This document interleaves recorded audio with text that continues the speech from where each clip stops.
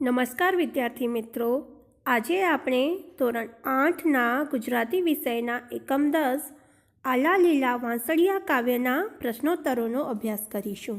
તમે પ્રશ્નોત્તરો સાંભળવાની સાથે સાથે એની નોંધ તમારી નોટબુકમાં પણ કરશો, જેથી સરળતા રહે. સૌ પ્રથમ આપણે વિકલ્પોનો અભ્યાસ કરીશું. વિકલ્પો આ મુજબ છે. 1. આલા લીલા વાંસળિયા કાવ્યનો પ્રકાર જણાવો. એનો જવાબ છે લોકગીત. 2.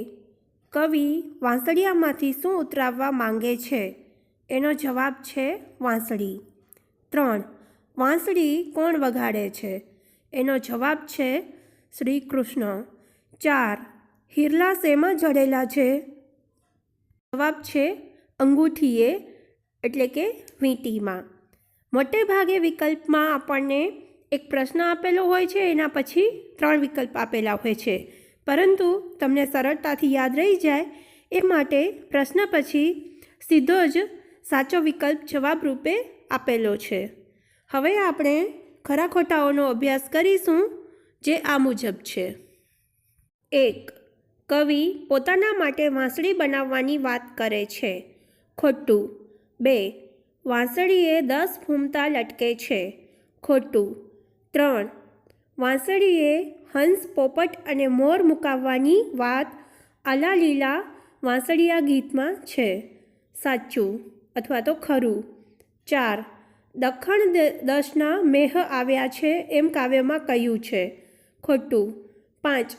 ખેતરમાં મોલ ઝૂલી રહ્યા છે. ખરું અથવા સાચું. ખરા ખોટાઓનો અભ્યાસ કર્યા પછી આપણે ખાલી જગ્યાઓનો અભ્યાસ કરીશું. ખાલી જગ્યાઓમાં પહેલી ખાલી જગ્યા છે, એની રે ઉતરાવું ખાલી જગ્યા વાંસળી રે લોલ.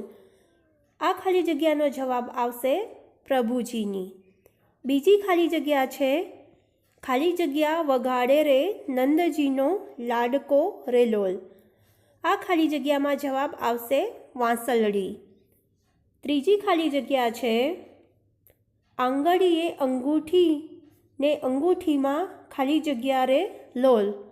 આ ખાલી જગ્યામાં જવાબ આવશે હિરલા. 4 એટલે કે ચોથી ખાલી જગ્યા છે, ખેતરીએ કાંઈ ખાલી જગ્યા રહ્યા છે મોલ. આ ખાલી જગ્યામાં જવાબ આવશે ઝૂલી. 5 ગૂંથી દીધા પ્રભુજીએ ખાલી જગ્યા રે લોલ. આ ખાલી જગ્યામાં જવાબ આવશે મોતીડા. ખાલી જગ્યાઓ પછી આપણે એક વાક્યમાં ઉત્તર લખો એ પ્રકારના પ્રશ્નોનો અભ્યાસ કરીશું, જેમાં પહેલો પ્રશ્ન છે, વાંસળીએ શું લટકે છે? એનો ઉત્તર છે વાંસળીએ 4 ફૂમતા લટકે છે. બીજો પ્રશ્ન છે, મેહ કઈ દિશાએથી આવે છે? આ પ્રશ્નનો જવાબ છે મેહ ઉત્તર દિશાએથી આવે છે. 3 ખેતરમાં શું ઝૂલી રહ્યું છે? એનો ઉત્તર છે ખેતરમાં મોલ એટલે કે પાક ઝૂલી રહ્યો છે. 4 આલા લીલા વાંસળિયા ગીતમાં કયા કયા પક્ષીઓનો ઉલ્લેખ કરવામાં આવ્યો છે? આ પ્રશ્નનો ઉત્તર છે આલા લીલા વાંસળિયા ગીતમાં હંસ, પોપટ અને મોરનો ઉલ્લેખ કરવામાં આવ્યો છે. 5મો પ્રશ્ન છે, ગીતમાં એટલે કે આલા લીલા વાંસળિયા ગીતમાં શ્રી કૃષ્ણ માટે કયા કયા શબ્દો વપરાયા છે?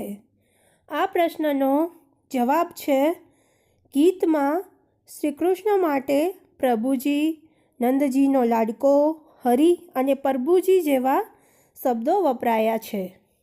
એક વાક્યમાં ઉત્તર આપો એ પ્રકારના પ્રશ્નોનો અભ્યાસ કર્યા પછી હવે આપણે વ્યાકરણને લગતા પ્રશ્નોનો અભ્યાસ કરીશું. વ્યાકરણને લગતા પ્રશ્નોમાં સૌ પ્રથમ આપણે સમાનાર્થી શબ્દોનો અભ્યાસ કરીશું. સમાનાર્થી શબ્દો આ મુજબ છે. વાંસળી. વાંસળી શબ્દના સમાનાર્થી શબ્દ તરીકે બંસી કે મોરલી બંનેમાંથી ગમે તે એક શબ્દ લખી શકાય. પોપટ. પોપટ શબ્દના સમાનાર્થી શબ્દ તરીકે સુક કે કીર 2 શબ્દો આવી શકે છે. લાડકો. લાડકો શબ્દના સમાનાર્થી શબ્દ તરીકે વહાલો કે પ્યારો બંને શબ્દો આવી શકે છે. મેહ, મેહ શબ્દના સમાનાર્થી શબ્દ તરીકે વરસાદ કે મેહુલો બંને શબ્દ લખી શકાય છે. પાદર, પાદર શબ્દના સમાનાર્થી શબ્દ તરીકે ગોંદરું કે ભાગોળ બંનેમાંથી ગમે તે એક અથવા તો બંને શબ્દો લખી શકાય છે. અહીં આપણી એકમ 10 આલા લીલા વાંસળિયા કાવ્યના પ્રશ્નોત્તરોની સમજૂતી પૂર્ણ થાય છે.